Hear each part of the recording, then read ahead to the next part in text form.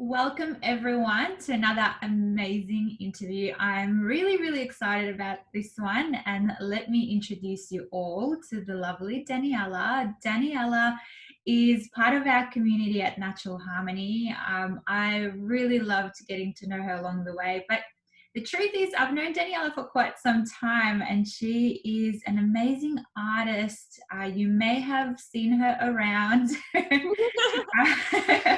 Maybe on pillowcases or tea towels, but her beautiful artwork is all over the world at the moment. So Daniella is the founder and owner of For Me by D. So really gorgeous set of cards and merchandise that you put out into the world. I think brings a lot of joy into the world. So I'm really happy to be chatting with you as part of our Village Voices campaign. So thank you for agreeing to have an interview with me.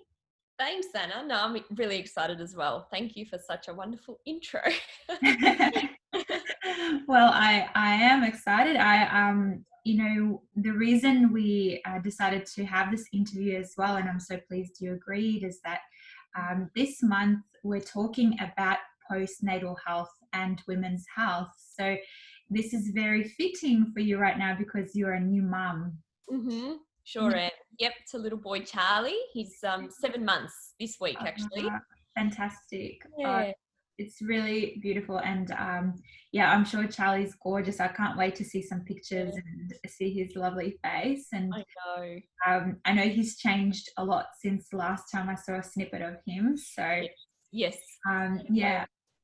Look, one of the things that I really love about your story, obviously we've been working together for a little while, but more than ever, I think it's important. And what I take away from your story for me, and I think a lot of women will benefit from hearing a little bit more about it, is the resilience and mindset that got you through the different challenges along the way. So I that's what I really love about it. But would you mind sharing with our community perhaps something that was a little bit unexpected in your pregnancy, and tell us a little bit more about that journey for you? Yeah, so it was at my 20-week scan that they told me that I had placenta previa, and I had no idea what that was. And it was quite an abrupt introduction to it, I would say. The sonographer told me about it and said blatantly that I wouldn't be able to have a natural birth. And I was like, whoa, I was so shocked and really overcome with a lot of emotion. And so I went and did some research as to what placenta previa was and learned a little bit more about it, because knowledge is power. So, and I read that most cases, so basically what it is the placenta sits quite low, and so it's implanted, and it's just random. So it implants itself quite low and close to the cervix. So in most cases, 90%, the placenta will move naturally as the uterus grows, and it will find itself like higher up one of the uterus walls. So I was okay with that, and I thought, you know what are the chances of me being the 10% where it didn't move? So as the pregnancy progressed, I had more scans, and it still stayed quite low. And I think it was I think I was 32 or 34 weeks just before I contacted you. I had a scan, and I thought for sure it's got to move. And she told me it hadn't, and I just was overcome with sadness. I was just sadness, fear. I was so scared, and because the only option for me then, I was told, was a cesarean. Right. And that's just something I really found hard to stomach, because even before I was pregnant, I was so wanting a natural birth, and I wasn't afraid of it, and I was really up for the challenge. And yeah, to just be told that that was taken away from me was quite something to deal with at the time. So yeah, that was quite a big week. It really took a turn, didn't it? And I remember when we caught up and the emotions that you were feeling, and you were in a certain state. But Mm. I think something must have shifted in you, because Mm. before birth, you were a completely different woman. And I I love that. What do you think helped shift into that space before you met Charlie? What Oh, do you think really helped you get from the place of, I suppose, mm, um, shock maybe, mm. and back into Yeah, the space that you needed to be to meet your yeah. baby? I feel like I was overcome with fear. So, and I was really paralyzed by it. And so I think opening up and speaking about it with friends and family. So that day that I found out that I was to have a cesarean, I saw a lot of people and I was just overwhelmed by a lot of love and care, and I felt supported. So that was one thing, but I felt initially I had to deal with it. So I had to feel everything that I was feeling, and I Mm. let it all out, and I just cried and cried and cried. And I felt, so I was also feeling selfish, because, thank goodness, Charlie was healthy, everything was fine, I was able to fall pregnant. So I was overcome with these feelings of feeling selfish, that, how dare I feel that I was something was being taken away from me, when really I was blessed with a beautiful child. So all of these mix of things. So I think first of all, I had to deal with it, had to feel it and let all the emotions come out. Mm. And then I could start to see a path forward. So I spoke with a friend, because at that stage when you're immersed in fear, you can't think clearly. Your clarity of mind is gone. You're in a fog. So all of my resources, I've worked with Reiki, I've worked with you in the past with acupuncture. Nothing was coming to me until I spoke with a girlfriend, and she said, "Have you tried some acupuncture?" And I thought, oh my gosh. So it was 11 o'clock, and that's when I think it was 11 past midnight, and I contacted you via Instagram and I said, "Anna, could you help me with something?" And you knew what placenta previa was, and I think that was the beginning of the process of shifting the fear and moving into a space of more control. I took some control back, um, and that was the start of the path forward. Yeah. Good. I just remember that transformation. I think it only took a few catch-ups, and Mm. your something in you started shifting, and it's like your posture changed. Like you were like, I'm okay with this. I've got this. Yeah, it Yeah. was. So there was a few things that I did. I think I created. So I love, like a lot of people, having control, and so when that control was taken away from me, I was lost. So I thought, I may not be able to control what's going on inside in terms of the placenta moving, but I can control how I'm feeling, and I can control other things that make me feel calm and, at peace. Because at the end of the day, that's what I wanted for my child. I didn't want that fear to affect him in any way. So I thought, what do I do best? And that's create. And so I created a vision board. Mm. And the vision board was just filled with, I was trying to remember what I had on there. I created like a body, and there was a uterus, and there was color. It was everything that came to mind. And I sat there one night, and I had some tea, and I had my candles, and I was in a very calm space, beautiful music. And I just let whatever was in me just come out onto the vision board. And it was just filled with love, light, color, beautiful flowers, and it was everything that I wanted to feel.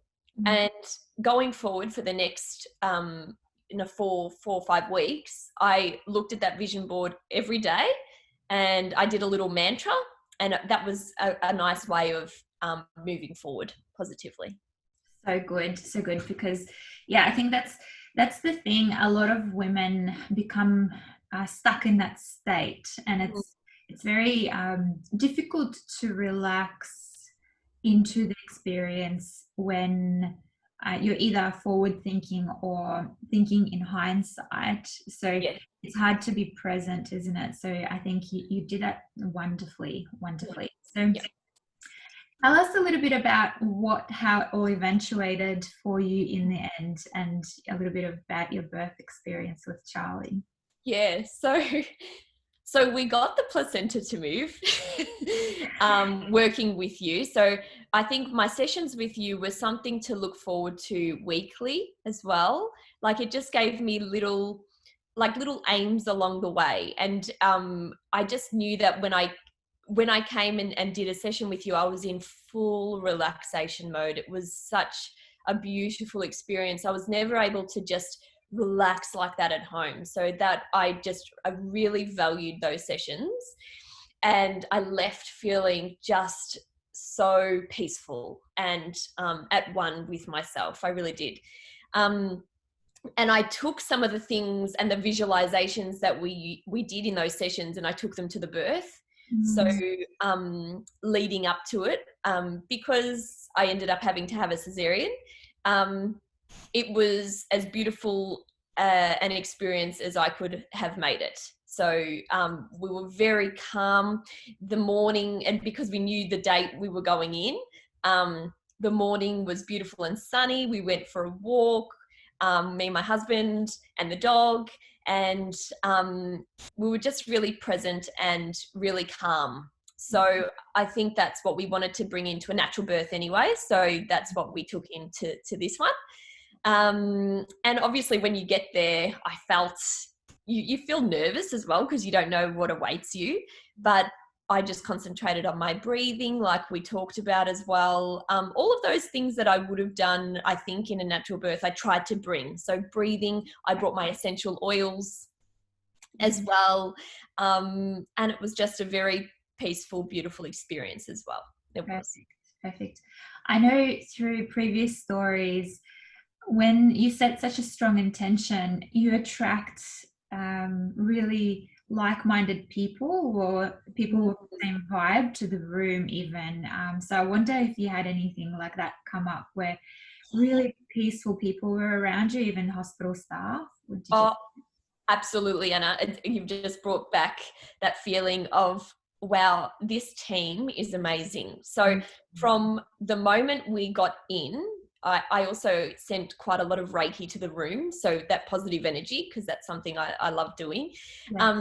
So the moment I walked in, the lady that greeted us was so positive and calming. She was just so excited as well. She's like, this is such a beautiful day for you, you know. So from that beginning to then meeting the anesthesiologist, who was so calm as well, they were all beautiful. Like, there was a lot of people in there. It was probably 6-7 people in there in the room, and everyone had a smile and everyone was calm and excited, asking us what names we had chosen, and they made it such a beautiful environment. And one other thing I remember was, because you visualize the room that you're going to go in, and I thought there wasn't going to be any windows. It's just going to be really false light. But I went in there and there was a window and I could see a tree, and I was like, oh, it's such beautiful natural light in here. And they were looking at me like, no, there's a lot of fluorescent floodlights going on. I'm like, but I can see a tree. It's just so beautiful. So I remember that as well. So seeing what I wanted to see rather than, all of the other things that you see in a surgical room. That's awesome. That's really, you really manifested your environment as well. Yeah, I did. Yeah. Right. And look, what about the moment you met Charlie? How was that for you? I know I think every mother remembers to some degree. And I know there's a lot going on, but what do you recall? I just remember thinking, that's my son. Yeah. Like, he came out of me. Amazing. It was a bit blurry, Mm. because at that point, I was on a lot of drugs, Yeah. unfortunately. So it was, it was a little bit blurry, but I just remember him coming onto my chest, Yeah. and just the most beautiful feeling of, we did it and he's here and nothing matters anymore. Yeah. Just that complete surrender already. Yeah. Yeah. Yeah. Perfect. That's really gorgeous. I'm really happy for you and Yeah. your family. And look, you got home with Charlie, and very soon after arriving home and settling in, the world has Mhm. changed. Yeah. What was that like for you both, and as a new mum as well? It's probably not quite the same, maybe not the same experience as we normally would expect. Mhm. Yeah, really strange, really strange. So initially you want to be in your little bubble. So we were happy for us three just to be here and be alone. But then there's a time where you need some support and you'd love family and friends to come around. And also you want to share all those new experiences, and you want to share your child with everyone, and you just we haven't been able to. Which is sad in a way, but I just try not to think about it too much and think we're all safe and healthy, and that's the main thing. Yeah. And thank goodness for technology, because everyone can meet him via Zoom and video chat, so that's okay, and he'll be okay if we're calm. So I know it's not ideal, but the whole world's going through it, so Yeah. we're Yeah. blessed to be safe. We're not alone in it. That's right. That's right. Yeah. Yeah. There's that united force behind it. Exactly. Yeah. Most definitely. Um, Daniela, what was your bonding like with Charlie in the very first initial stages? That there's so many different stories where mums are completely in love and it's smitten, and there is stories of baby blues. So what was your personal experience? I feel like it was another journey as well. I feel like I was overwhelmed with expectation that I'd put on myself. Mm. So I wouldn't say I felt baby blues. Like, you cry and because you're also in a lot of pain as well. So it's the first 6 weeks I found it to be quite a challenge, because your body physically is not how it was before. So especially going through the cesarean, it's a long healing process. So that, along with the feelings of expectations that you are meant to be overwhelmingly in love with this new little boy, which you are, but like I mentioned to you, it was, I had someone say, can you imagine your life without him now? Answer was, well, yeah, like there was last week that he wasn't here.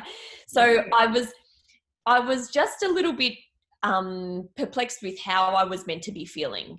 Should Mm. I be over the moon and absolutely not want some time away from this little boy? Like, I should be looking at him 24/7 and feeling like I don't want to be, on my own at all, to really wanting to just go for a walk with my dog and be free a little bit, Yeah, which I an did. adjustment. It's a big adjustment. Yeah, I found it to be a big adjustment. Hello. This is Emma. Hi, Emma. Um, but in the coming weeks, are you hiding? I'm multiplying. In the coming weeks, though, I found that the bond really did develop and got stronger. And it was, I think for me, what helped was having time on my own as well. Like, 10 minutes, go for a walk around the block with the dog, come back, feel amazing. That's Amazing. Yeah, it was more of a balance. It's so important, isn't it? 1 minute. What is it? That one. Sorry. Yeah, that's okay, as long as you stay inside. Okay. Okay. Gorgeous. Emma. Go ahead, Emma. You want to stay here? You can stay here, but okay.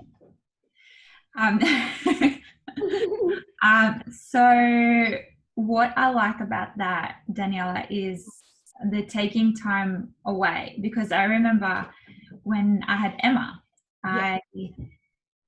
I really, the expectations you're talking about, it was Yeah. like, I've got to do this really well. It's like I have to impress somebody, but I think there was no one really to impress. It was just myself.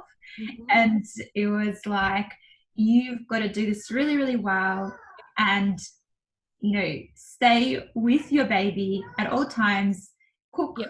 and clean and attend and breastfeed and do all of those things, Yeah. and feel like you're ticking all the boxes all around. Is that something that Yeah. sort of feels familiar? I can definitely relate to that, especially the cleaning. I wanted to keep my house the way it had always been. If a little, and the washing, Charlie had reflux, so much reflux. And so we were changing multiple clothes. And it's funny, you just look, being your first child, you don't know.